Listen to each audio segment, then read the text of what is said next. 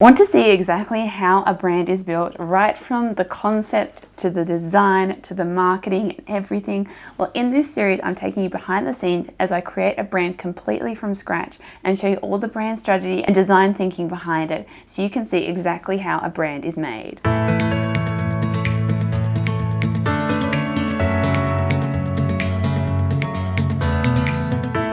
So in today's episode, I'm showing you how I'm moving on to the brand guidelines. So in the last episode, we created a simple brand board using all those core brand elements. And today I'm taking into some brand guidelines to go a bit deeper, show exactly how that brand plays out and giving it guidelines so that when it comes to creating graphics, there's some really clear guidelines about how those elements are used. And it's also an opportunity to expand too. And as we go along through working on the website, through working on the marketing and also the packaging, we'll be adding to those brand guidelines. So this is just the initial stage of adding those core elements and showing the guidelines around them. And then as we expand on the brand and create all the marketing elements and the website and the packaging, we're going to add those things to the guidelines as well. So I just wanted to get you started to start showing you what a guideline looks like, what needs to be included, and then as I go along in this branding journey and take you through those other parts, we'll be adding to these guidelines as well, and I'll show you how we add to that to complete those final guidelines at the very end. That will be this document that we'll constantly be referring to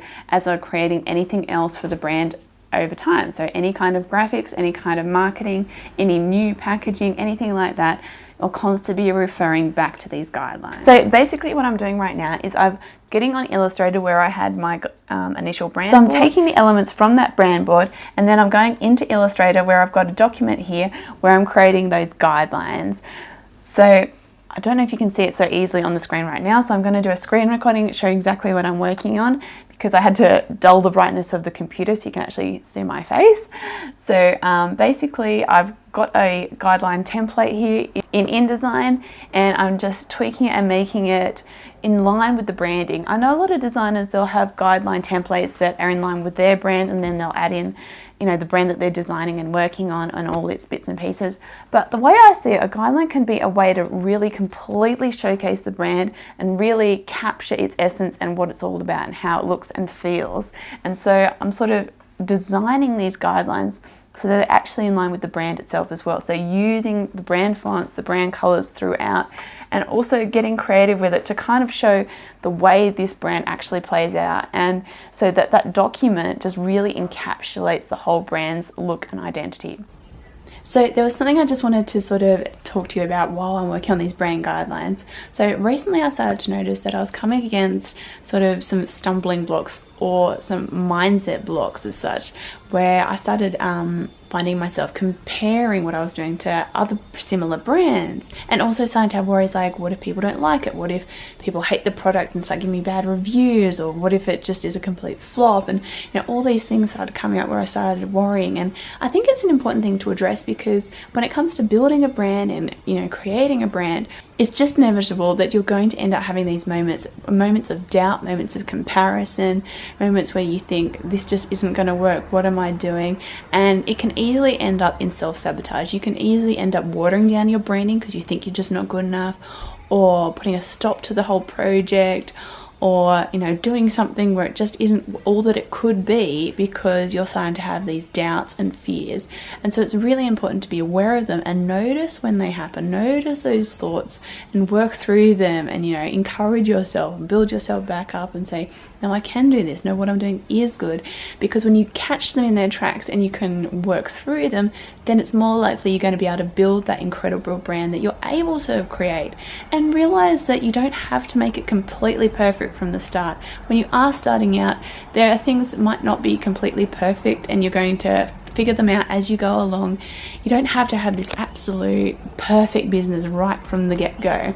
Everyone starts a bit smaller and works up. So there's certain things in the branding that you might just start a bit more simple. They don't have to be completely perfect, but you just want to get going, and as you go along, you'll learn, you'll figure things out, you'll notice problems and you'll be able to fix them, and you'll just be able to make it better and better. So don't stop yourself in your tracks or self-sabotage your branding because you're worried that it isn't all that it could be yet, or that you're not good enough, or, you know, you're comparing what other people are doing.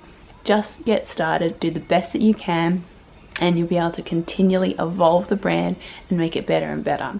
So I'm going to talk about this a bit more when it comes to the packaging, because I think packaging is an area where you don't have to go completely all out from the start, especially if you haven't completely made sure that what you're doing is fully validated. If you haven't made sure that people are actually willing to buy that yet, you might want to keep things a bit more simple, not spend as much money on it, try and brand it as much as you can, but then as things grow and evolve, you can start to put more money into it, make it even better and better, and just make the brand more incredible as it grows. And it's the same with marketing too. You probably don't want to throw money at advertising right away unless you're really sure that this is going to work out. You might want to just start off with the free kind of marketing and then build up. So don't feel like it has to be perfect from the start. Just do the best that you can. Try to create an incredible brand from the start, but don't feel like it has to be perfect, and don't stop it because you feel like you can't make it everything that it could be right from the very start.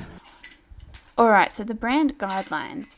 So basically what I've done here is I was having InDesign crashing all the time, so I decided to move it to a PDF to take you through. So first of all, we've got the contents, which is really useful if you're going to be sharing it with other people because they can easily find what they need in it. Then we've got the aesthetic concept. So this is basically just the mood board to show the brand vibe and feel. And then we've also got the text that goes with that. So that's just basically the words that also encapsulate the brand feeling and vibe. And then I've got the brand position. So this is where I talked about the positioning of the brand, also the brand promise and who it's for. So we're just basically talking about what this brand is all about. Then the brand values. So this is really important for whenever creating graphics or anything for the brand to be able to keep referring back to these values to make sure that whatever is created still aligns with those values. Then going into more detail on one particular value is supporting mental health. So this is where I'm talking about how we'll also be giving back to certain charities and the reasoning behind that and the brand intention behind all that. And then another cool graphic just to tie in the brand feel and also relating back to those brand values. Then we have the main logo. So I've showed here my thinking behind the logo, also showing the spacing to make sure that when it's used that we're allowing enough spacing around it, and just basically talking about the thought process behind the logo and why it looks the way it does. Then we have the logo options. So this is basically just showing the various options available and also when they're appropriate to use them. Then we have the sub logo. So this shows the little sub logo mark, and again it's showing the options and also talking about when they should be used. Then we have the typography. So this is where I show the fonts and talk about why I've chosen those fonts, but also showing the variations of that font. So showing here we've got the light version, which is the main version. Then we've also got the italic and the bold. So showing the various versions of that font that can be used within the brand. And the same with the sans serif. So we're showing the regular version, the light version, and the bold version, and using the actual names that are used in those font names so we know exactly which one to use. And then we have the hierarchy of text, so showing what should be used for headlines, subheaders, and body copy, as well as highlighted bold text.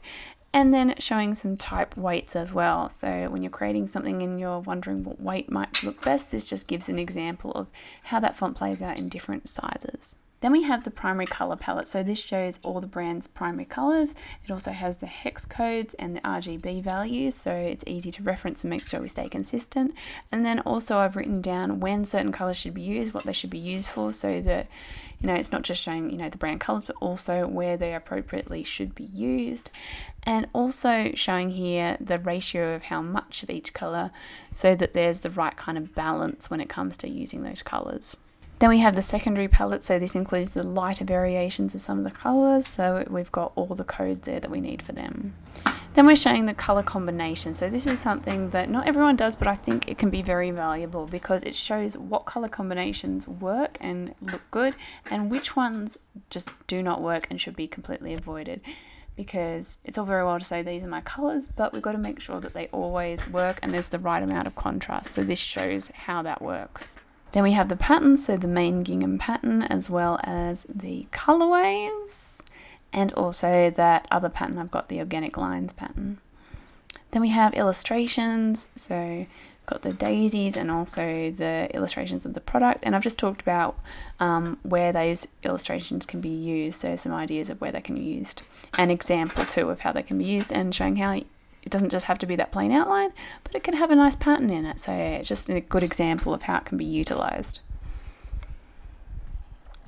And then moving on to copy. So moving beyond just the visuals, also talking about how we're branding with our copy. So first of all, product names. So we're going to stay consistent with particular naming and, you know, talking about what the brand is going to be naming certain products.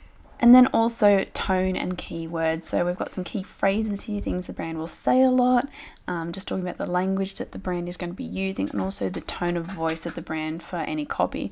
So I'll probably go into this a lot more when it comes to the marketing side of things and also working on the website, but I just wanted to get it started and start to show some of the wording and copy that will be used in the brand too, to start to get an idea of the kind of style of tone and the way the brand will actually speak. So I hope you enjoyed today's video and looking at the brand guidelines and how that document starts to come together, and I hope that it inspired you to work on some brand guidelines for your own brand.